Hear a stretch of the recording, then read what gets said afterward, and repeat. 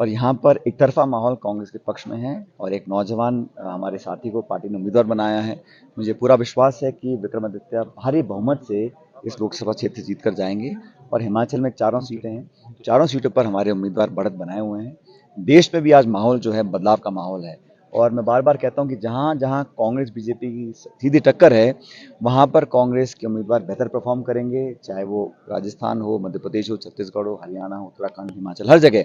और India alliance के जो हमारे उम्मीदवार हैं उनका प्रदर्शन बहुत बेहतर रहेगा। 4 जून को जब मतगणना होगी तो हमें लगता है कि एक बदलाव का जो एक माहौल बना हुआ है वो सचमुच साबित होगा और हम लोग एक सरकार बनाने में कामयाब होंगे। 10 साल के शासन के बाद हर पैमाने पर सरकार अपनी परफॉर्मेंस को दिखा नहीं पा रही है।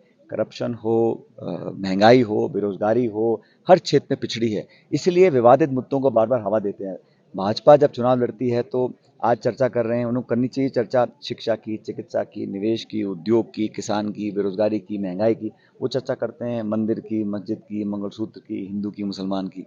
तो मुद्दों पर चुनाव लड़ा जाना चाहिए और एक अच्छे माहौल में चुनाव लड़ा जाए, संवाद हो, जनता बेहतर उम्मीदवारों को चुने।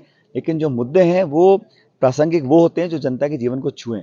भाजपा की कोशिश रहती है कि हमेशा एक आड़ बना के रखते हैं, पर्दे के पीछे से वो भावनात्मक मुद्दों को हवा देते हैं और जमीनी मुद्दों से दूर रहते हैं।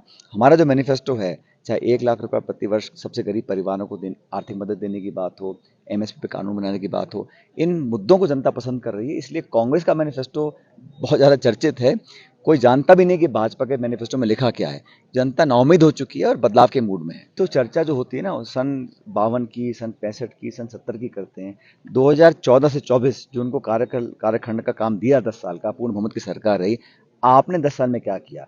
संविधान को संरक्षित रखने की जिम्मेदारी सब लोगों की है, लेकिन उन्हीं के वायुमंडल से ये आवाजें आती हैं कि संविधान में संशोधन या बदलाव होगा, आरक्षण पर लेकर सवाल उठते हैं और भाजपा के तमाम नेताओं को फिर खंडन करना पड़ता है।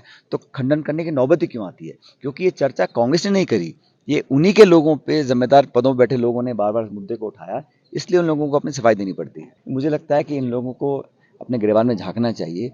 वो स्वतंत्रता सेनानी जिन्होंने खून पसीना देकर दशकों जेलों में काटे, देश को आज़ादी दिलाई, देश के सेवा में सब कुछ न्यौछावर कर दिया, उन लोगों को कोसने सब क्या मिलेगा?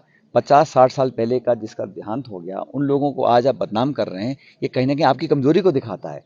आप अपनी बात करें, आपने क्या किया, आपके विचारधारा के लोगों ने क्या योगदान दिया है।